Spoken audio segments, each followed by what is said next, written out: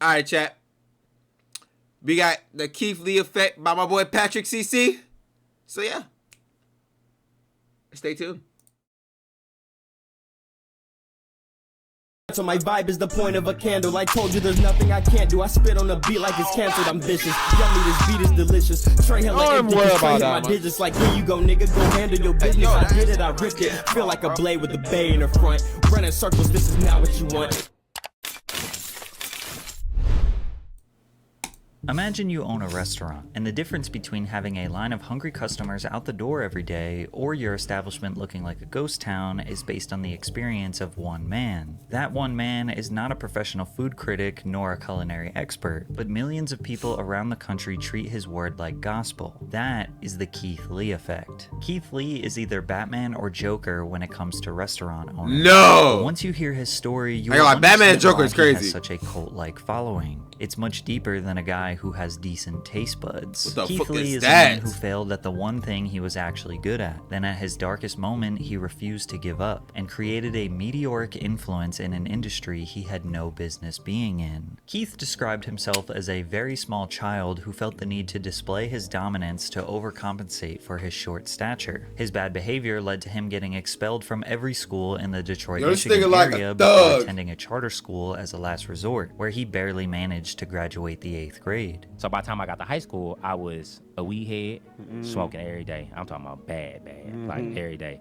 My freshman year, I had a 0.6 GPA. Things would get even worse for Keith in high school, where he lived in the shadow of his brother. Keith's older brother Kevin had already garnered a remarkable reputation as a star athlete who graduated with a 3.9 GPA before receiving a scholarship to wrestle for Grand Valley State University, which is an NCAA Division II school. Jesus. Keith decided to follow in his brother's footsteps for all the wrong reasons. When I got there, it was more out of spite. It was more out of arrogance. It was more out of just like, now I'm approved to you, I can do it. And I don't even want to do it. I'm going to just do it because you told me I can't do something else. So I'm going to just do it just to shit on you. This nigga in the corner. He utilized all his pent-up aggression and transferred it out on the wrestling mat, where he showed a genuine talent for the sport and squashed his competition. But he was a stubborn, disobedient child who didn't focus on his grades, didn't stay disciplined, and quit the team. Then his father got arrested and imprisoned following a heated altercation with some people in his neighborhood. His father's inability to provide for his family meant Keith, his mother, and younger brother were forced to move into an abandoned home, where Keith started to question his religious faith and overall perspective on life. At his lowest moment, the only way he could go was up. He stopped smoking, stopped hanging out with bad influences, and got back into wrestling. Fast forward to his senior year, Keith averaged a 3.6 GPA and was preparing to wrestle at the Michigan High School State Championships, which hadn't been achieved by a student at Southfield High School since the 90s. He received a partial scholarship to wrestle for Indiana Tech, but made a critical error. He never actually enrolled in the school. He showed up at Indiana Tech, connected with the wrestling coach, attended random classes, and got fully immersed into the college life. He was expecting a dorm room. That nigga just got in? A scholarship, but when he showed up to Which the is that admissions easy? office, they were confused. They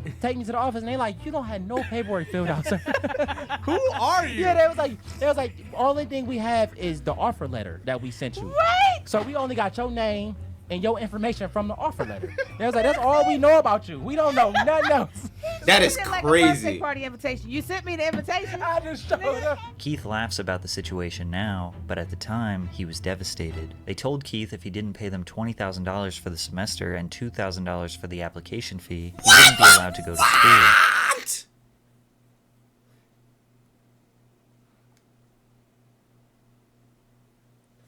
Chat, I'm telling y'all, bro. This fucking, bro. I'm telling y'all, chat, bro. Schools be taxing y'all niggas, bro. Like, that shit crazy. Like, chat. Mind you, I'm a college dropout. I'm a wholeheartedly Kanye West, bro. I hit the Kanye West style, bro. I'm a college dropout, but, bro, that shit is fucking insane, bro. Unable to get a loan, Keith had to move back with his family, who relocated to Las Vegas. He was now sharing bunk beds with his 14-year-old brother, who regularly reminded Keith that he was a loser. At this point, I'm in the deepest depression I've been in a long time. Dang. Because I'm like, oh, the reality is sitting in. Yeah, He's right. yeah. I'm not in school. I don't have a job. I got fired already. I didn't quit a job. My track history with work is already terrible. I done got kicked out of school. Yeah.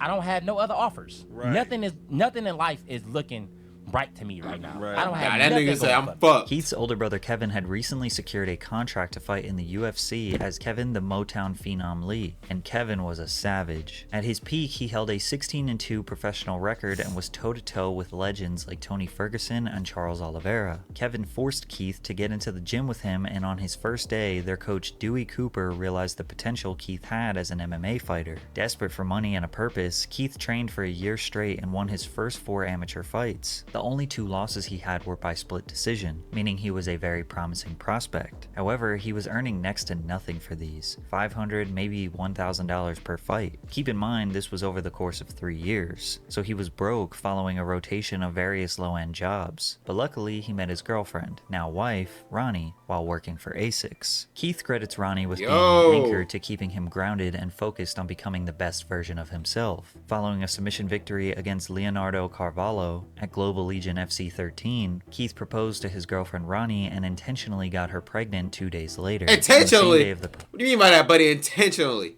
Yo, this nigga is not playing around, boy. Proposal, Keith's manager informed him that his victory against Carvalho earned him a 6-figure contract with Bellator. He won his very first Bellator bout against Sean Bunch. It took many years, but once he finally had a support system around him, wife, coaches, brother, he was able to crawl out of the repetitive cycle of depression and low ambition. Now with some free time and spare income, Keith signed up for TikTok. Keith's journey on TikTok started just like anyone else, participating in trends for no reason other than it seemed fun. From there, his uploads were just random things that pertained to his everyday life. He was getting maybe 50 views per video, but it seemed more like an outlet for him to have fun rather than start a business. But then the pandemic hit, the world shut down, and Keith needed to make something happen. I downloaded TikTok after I kept saying I wouldn't. Now I'm sick and tired of every video I post only getting 50 views. I'm gonna sit here with my dog and tip me and him get famous.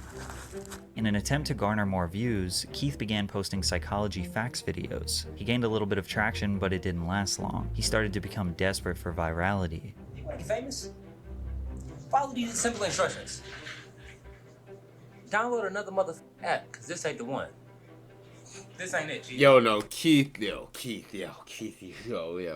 Yo, it's crazy because this nigga is so humble now, bro. Like chat, like this nigga is really so humble now.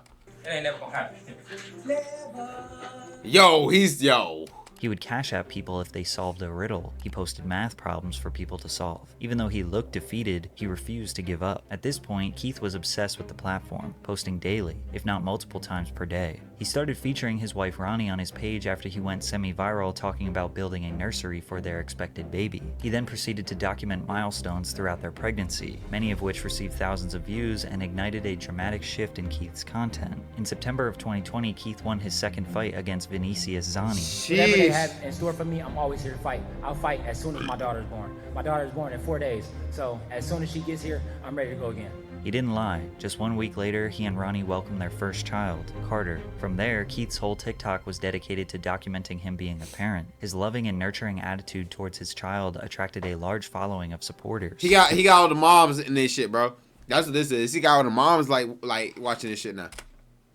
Provided them with wholesome moments, such as clipping his daughter's nails for the first time and celebrating her first Halloween. This was his family man era. Keith took a fight on short notice, just 2 months after his previous, to fight on the main card at Bellator 253. Unfortunately, he lost by decision to Rafion Stotts, but that didn't ruin his spirits. Keith the family man kept posting his terrible dancing videos and even started sprinkling in some cooking content. By mid-2021, he had accumulated 1 million followers and was averaging maybe 100,000 views per post. This was his foundation, the people that knew Keith was a humble, honest family man. Unfortunately, he would hit a new rock bottom when he lost his 6-figure Bellator contract. In August of 2021, he was set to face his toughest opponent yet, who was undefeated. Keith was beaten and bloody and then submitted in just the first round, then got up while unconscious and stumbled headfirst into the cage. The clips of his loss made the rounds on social media. He was embarrassed. He got a call from his manager saying he was cut from Bellator. Keith was back to rock bottom. His first TikTok back after his loss was him, poetically, ordering some food.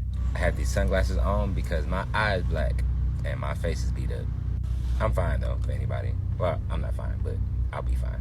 He had 1 million followers, but he was only making around $400 per month on TikTok. His fight career was looking grim, and TikTok didn't seem realistic. Then he got a call from the owner of Harold's Chicken just a couple days after his loss. They asked him to do a review of their establishment. At the time, he didn't know it, but Keith just discovered his next big venture. All right, Harold's Chicken in Las Vegas. They didn't have no mac and cheese, but it's okay. Overall, I get the food a 9 out of 10. Without question. Following his review of Harold's Chicken, Keith made food reviews as a side quest on his page. However, his main focus was on family vlogs and cooking content. He was still largely referred to as the cooking guy, regularly being asked about his cooking content during interviews. In January of 2022, his wife became pregnant with their second child, and they desperately needed to find another source of income. He started doing more and more food reviews, but they weren't that organized, and he was very generous with his ratings. We are sitting outside of Firehouse Sales because today we are doing an official food review. This has the perfect amount of spice. Like my tongue is tingling a little bit. I got that feeling on my lips. You still taste all of the flavor. 10 out of 10. Keith says he leaned on his faith and prayed something good would come from this TikTok thing, and it did. In June of 2022, he signed a brand deal with Wingstop worth 6 figures, the same amount he had lost from the Bellator contract. He successfully was making a career on TikTok, but it was about to get a whole lot better. His food reviews slowly started to become his main content because his brutal honesty was very entertaining. Altogether, this food was $50, and the customer service was terrible. The lady at the front where I was picking up was really rude. Like, extremely rude. I had to call back and get her name. I think she lied because she answered the phone like I didn't recognize her voice and said, hold on, let me go get the girl. You the girl. Then in October, the popular YouTube channel People vs. Food approached him to collaborate on their channel, and he accepted. This channel has over 12 million YouTube subscribers, and he knew the exposure would help his TikTok career immensely. By the way, double check if you're subscribed to my channel. I asked my wife what I should post on my page to make people not only come and watch, but actually follow, and we decided to post one full review every day. The first got like 11 million views. From there, Keith's entire content shifted to strictly food reviews. He has only been doing it full-time for 1 year at this point, but he never could have predicted what was about to happen next. While most high-profile food critics only pay attention to high-end restaurants that are too expensive for most, what is that? Chat, what was that? Like, chat, how much I think this motherfucker cost, bro? For 1 year at this point, but he never could have predicted what was about to happen next. While most high-profile food critics only pay attention to Chat, how much I think this cost, bro? This small ass portion, this is an oyster and a pearl. How much I think this costs, bro? That shit is literally on like 3 plates with this small ass portion. How much is this? This quarter mil. I ain't gonna lie, this is like a meal on this plate right now.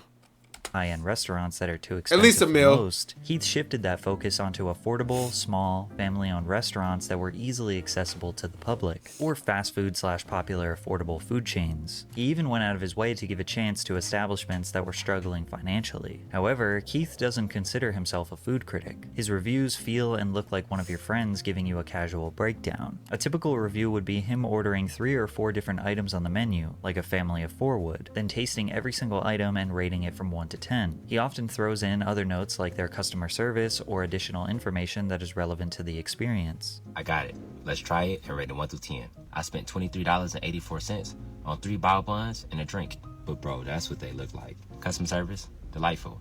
It was a very short interaction, but the guy who worked at the front was really nice. And the actual building itself, very aesthetically pleasing. It made me want to eat.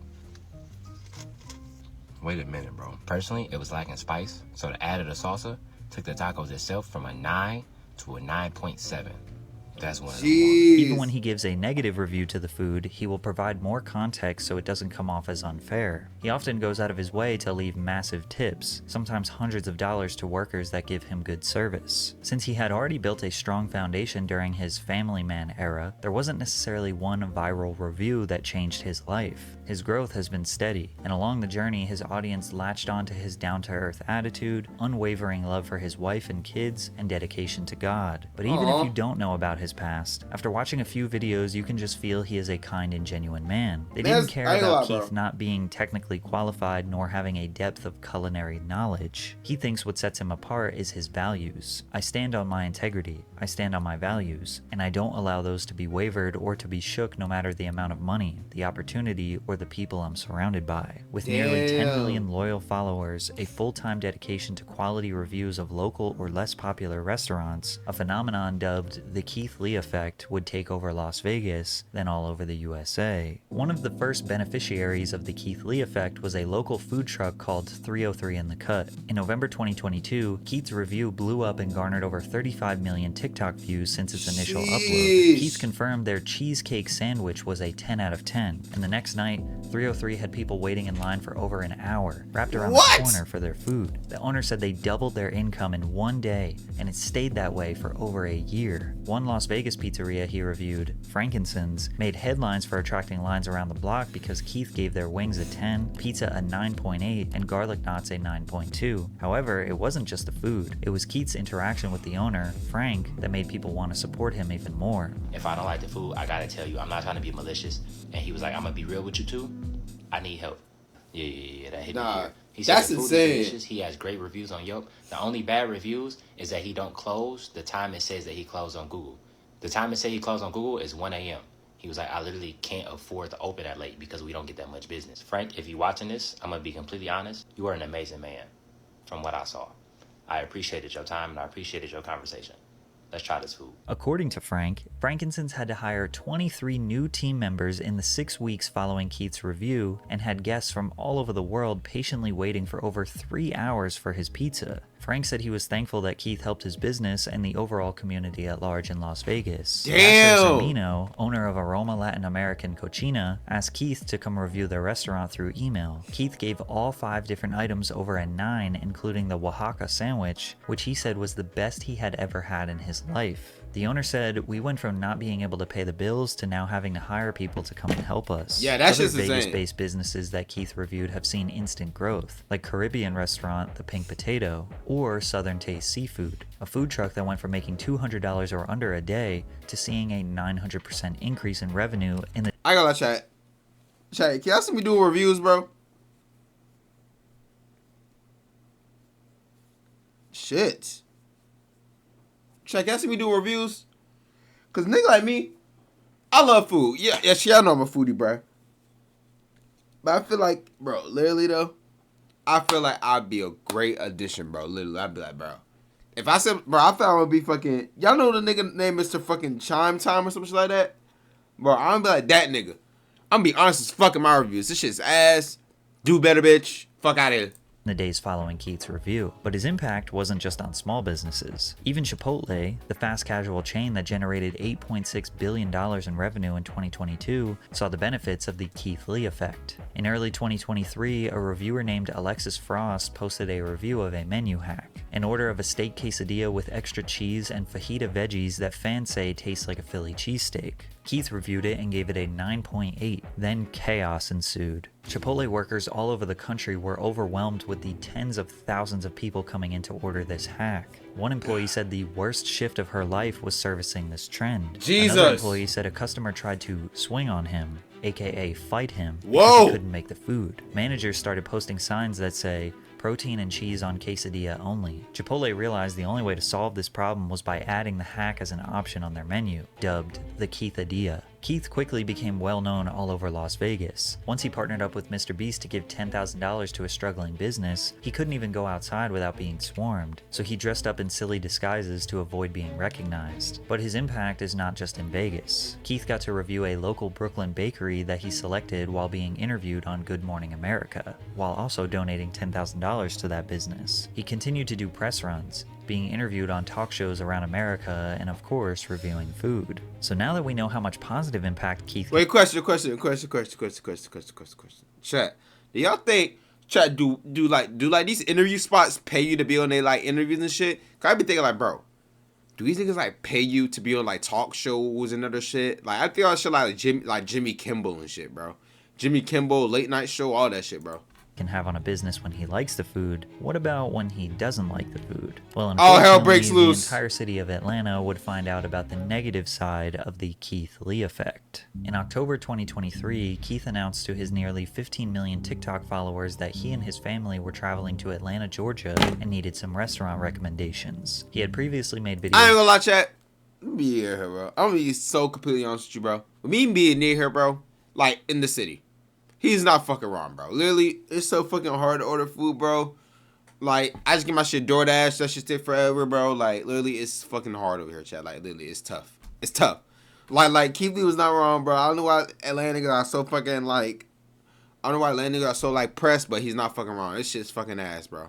Was in Detroit, Chicago, New Orleans, New York, and Los Angeles, but Atlanta's food scene is entirely different. That shit which is fucking prompted crazy. A lot of mixed reviews from Keith. The drama first began when Keith visited the Atlanta Breakfast Club, where he wanted to take the food to go, but they didn't have anywhere to sit and wait for the food. So instead, they decided to dine in, but the restaurant wouldn't allow them to sit down at a table and be served unless the entire party was there. Upon finding out that they were charged $1 for butter at a breakfast place, it was just an annoying cherry on top. Little did Keith know, it was about to get worse. Keith posted his review of The Real Milk and Honey, however, he didn't actually get any food. Firstly, he tried to call ahead and order. They don't accept call-ins. You can only order on the DoorDash app. But DoorDash said that they were closed. So they drove to the establishment in the middle of the day and the employees said they were closed for deep cleaning, while there were customers walking in and picking up orders. Then Keith walked into the restaurant and they recognized him and immediately attempted to serve him since he is famous, to which he declined. Keith has always been very expressive that he doesn't want nor deserve special treatment from restaurants. These days he sends in his friends and family to do orders so he doesn't receive bias from the establishment. He wants his experience to match any ordinary person. I've personally never seen a restaurant have a rules list, but the Real Milk and Honey have a ton.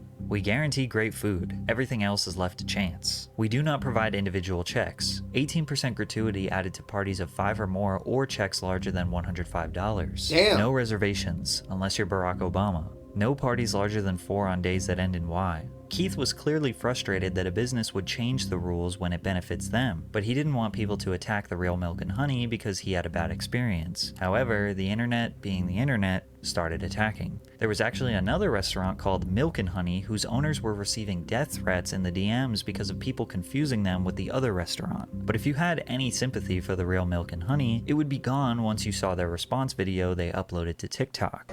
Did you see this Keith Lee video about the Real Milk and Honey? And who is this Keith Lee? Daddy, you don't know Keith Lee? Yeah. No. The owner tried to look cool and pretend like he didn't know. Yeah, that was a. I ain't gonna lie. Destroying. That was an ill response to that nigga. I'm not gonna lie to you. Like that nigga had his balls in a bunch that day, bro. Like he probably thought he was hot shit. He's like, who's this Keith Lee nigga, buddy? He made your business, buddy. Sadly. But that's so fucked up to say though, chat. Cause he like that's the thing is though. I'm not supposed to be saying that, chat, because literally, Keith literally said like, bro. I don't know, Chad. That was the crazy. Like, bro, your pain was definitely in a bunch that day, boy. His business. Like, you was creaming, bro. You was creaming that nigga in your fucking restaurant, bro. But it only made people want to support their business less. To add insult to injury, Keith reviewed the bodega positively, which is directly next door to the Real Milk and Honey, which resulted in a line of customers skipping the Real Milk and Honey to wait in line for the bodega. But the shenanigans continued. Keith reviewed another ATL restaurant called Old Lady Gang, but again, did not get any food. He tried to call their number, no answer. Tried to order on DoorDash, said they were closed. He sent his family into the physical store to do takeout. They said they don't do to-go orders on the weekends, but the wait to dine in was 1.5 hours and they didn't take reservations. Instead of leaving, Keith decided to walk in where he was recognized and immediately they offered him a seat, skipping the entire 1.5-hour wait, to which Keith denied because he didn't want any celebrity treatment. This is exactly how it is for us regular ATL folks. Imagine them telling you your wait time is 1.5 hours, then someone else comes up and sits immediately. Keith left and visited Toast on Lennox, where he didn't plan on doing a review but arrived to a 2.5-hour wait time. When he politely left, the entire staff walked out and offered him a seat immediately, to which he denied again. There were videos that went viral of him in the parking lot seemingly arguing with the staff, but he was just letting them know that he didn't want to skip the line. But Keith's experiences are not just unique to him. Cardi B spoke on the subject on an IG Live. I feel like Atlanta restaurants, they don't like to make money. I feel like they don't like people, they don't like their customers, they just don't fucking like it. First thing first, right? You could barely order in Atlanta restaurants. Like you go like, hey, I would like to make an order. Oh yeah, we don't take orders. We don't take orders. It gets to the point that I literally have to name, like I have to tell like people that order food from me, like, can you just name drop my name? Because first and first, they don't do no pickup orders. They don't do delivery. None of that shit, bro. Literally. And of course, we got some hilarious memes from this whole situation. You walk in. Let me show you how it's done. Hello, sir. How are you today? May I take your order? You talk like that. We talk like that. Because Keith Lee is in town, bro. Nah. That boy Keith Lee in Atlanta now. Yo, hey, no, chat. Literally, it was the memes were insane, bruh. Y'all little bougie at restaurants, y'all better get on your goddamn Zoom now. Hey, milk and honey. See, that was y'all last get for giving me attitude when I told y'all my partner was just down the street parking the car.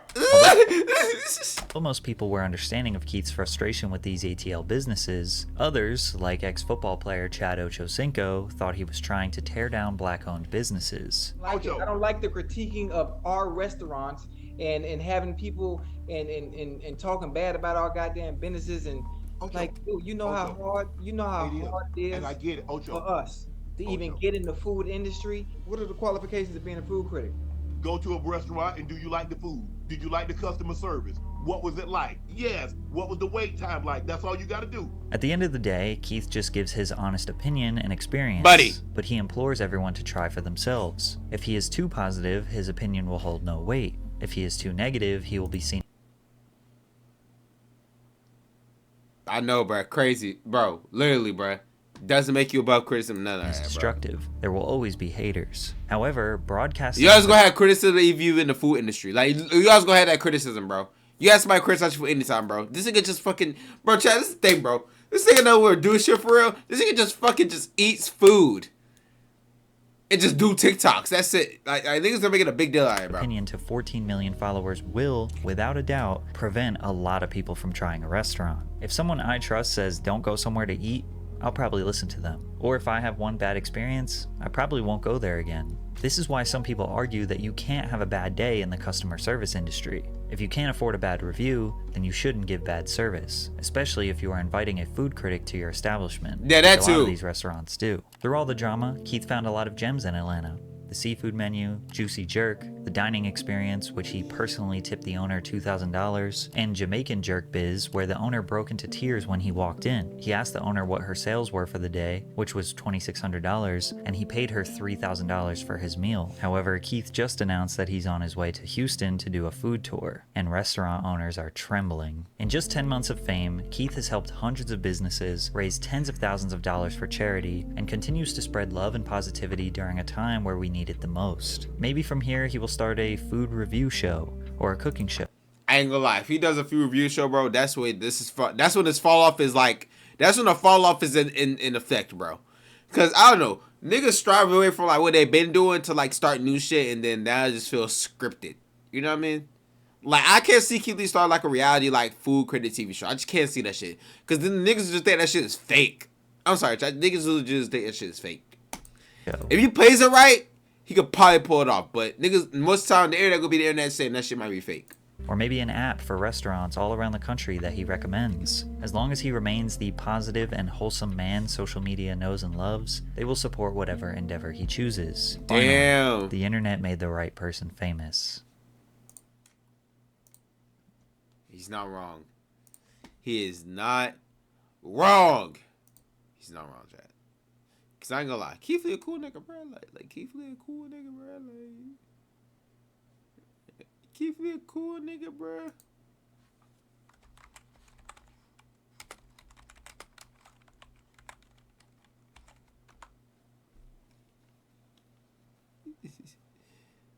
Like Keith Lee a cool nigga.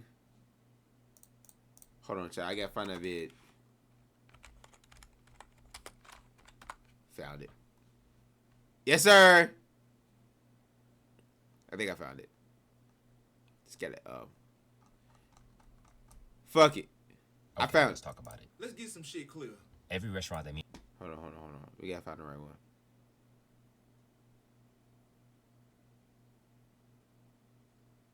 Alright, man. Alright, this is the other one. Okay, let's talk about it. Let's get some shit clear. Every restaurant that me and my family go to, we were either A, invited by the restaurant themselves, or B, was told about the restaurant 100+ times. Every restaurant me and my family go to, we was either invited to that bitch or we was told about it until our fucking ears bled. From locals, from people who mention me, from people who email me, DM me. 99% of the time, I never go to a random restaurant. I get invited by the fucking locals, the bitches that own the restaurant. Everybody want me to come, and I do. 9 times out of 10, it's never fucking random. With that being said, my Damn. attendants asked for it. So many narratives being pushed, and it's insane to me. So with that being said, you fake rich bougie motherfuckers asked me to come to Atlanta. You asked me to come review your shit, and now you want to spread lies because you fucked yourself? What's up with that? Y'all the motherfuckers with a 4 jumping jack policy before every order. Nah, this thing is actually funny, chat. But let's keep it a thou wow, bitch. What else do you want from me? Get off my fucking nuts. If I go to a bunch of restaurants and have a string of good experiences, then I'm being too nice, I'm lying, the narrative's being pushed that my eye roll is fake, and I'm lying just all that. If I go to a bunch of fucking restaurants and have a bunch of back-to-back good fucking experiences, now I'm lying. Now I'm trying to help people and shit. Now I'm faking it. Now my eyes rolling back is garbage. Then on the same hand, if I go to 2 or 3 restaurants where I don't have the best experience, now I'm tearing down businesses, now I'm being mean, now I need to shut up, I need all to that. my business, I need to sit down. All that. At the same time, if I go to 3 restaurants and I hate them back-to-back, and they both taste like a 9-pack of shit, now I'm being mean. Now I'm tearing down businesses. Now I need to be canceled. Now I'm fucking up. Now I'm hateful and shit. Again, I can't win for this. I understand everybody gonna have an opinion on the situation. You can disagree with me. You cannot like what I say. Completely understand. I'm okay with that. But when my safety and my family safety start coming into play, that's where I draw the line at. I really don't give a fuck if you got an opinion on the situation, if you agree with me or disagree with how I'm doing or what the fuck I'm doing. But when my family start being threatened and the safety of my family is in line, I pull out some MMA shit and kick one of you motherfuckers. That's where bitches start getting shot. That's where I crash the fuck out at. And if you don't like it, bitch, put me up. Fuck you. But what can't happen is with my family or the restaurants or anybody's safety start coming into play. Fuck that restaurant and all the workers that built that motherfucker. Die about it, bitch. But what you ain't gonna do is play with me and mine. It's absolutely overboard. Especially when I was asked to give my opinion. Because you telling me my opinion only matter if it's positive. Because if it's positive, you got my face plastered on the wall and you saying Keith Lee been here. But if it's negative, I need to sit down somewhere and you don't know who I am.